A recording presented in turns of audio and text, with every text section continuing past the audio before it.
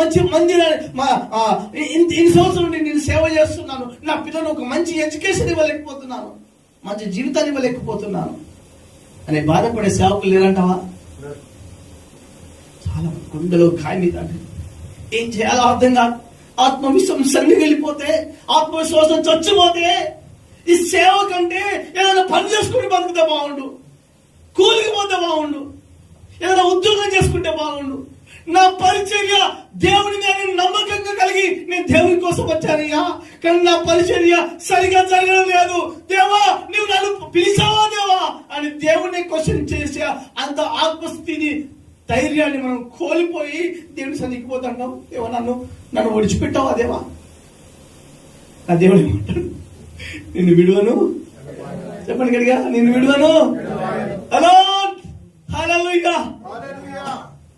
బూది గంధంలో వరకు